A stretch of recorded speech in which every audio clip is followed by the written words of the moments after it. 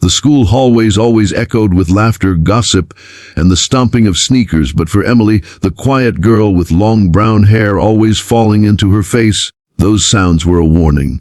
Every step through those crowded corridors was a battlefield of whispers, sneers, and cruel jokes. She had learned to keep her head down, her books clutched close to her chest, and her voice swallowed into silence. Teachers rarely noticed her, classmates barely remembered her name, and bullies, the bullies never forgot. Emily's quietness wasn't safety. To them, it was an invitation. They saw her like prey, someone who wouldn't fight back, someone who could be shoved, mocked, tripped, or cornered without consequence. For months, maybe years, she endured. The laughter, the insults, the cruel jokes carved into her desk with sharp pens. Loser, moot, freak. But it wasn't just words. They stole her notebooks, dumped her lunch tray, snapped her pencils, and sometimes they shoved her just to hear her stumble.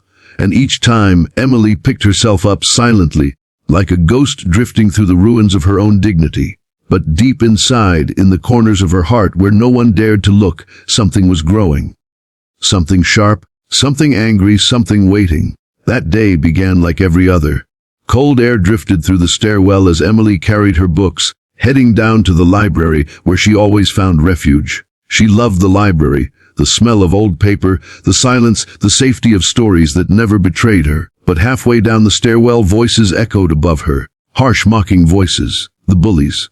4 of them, loud and careless, their sneakers thudding against the concrete steps. Emily froze, her knuckles whitening around her books. She knew what was coming. "Hey, mouse," one sneered. "Going to hide in the library again? What's the matter? Scared of real life?" The others laughed. Another girl, tall with bright red nails, smirked and added, "Maybe she's mute because she's too stupid to talk."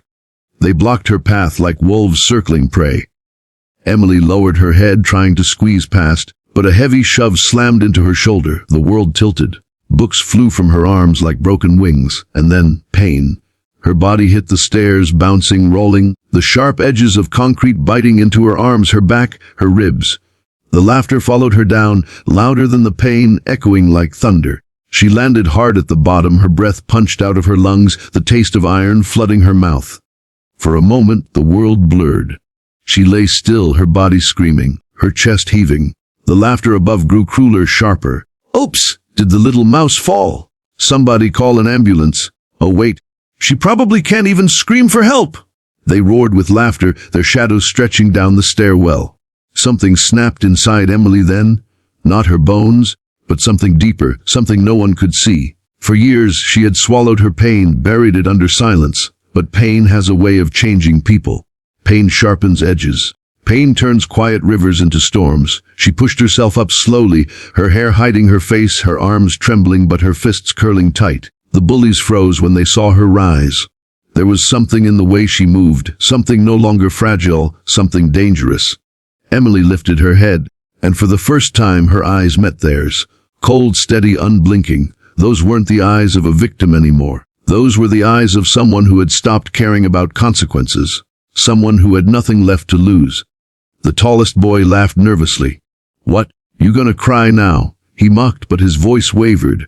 Emily didn't answer. She didn't need to. She stepped forward, her body strangely steady despite the bruises blooming across her arms. One of them tried to shove her again, a careless push meant to remind her of her place. But this time, her hand shot out. She grabbed his wrist with startling strength, twisted it in a motion too fast to follow. A sharp crack echoed through the stairwell. The boy screamed, stumbling back as his wrist bent at an unnatural angle. The others froze, their faces draining of color. Emily's breathing was calm now, eerily calm, as she stepped closer. Another boy rushed at her in anger, maybe in fear, but it didn't matter.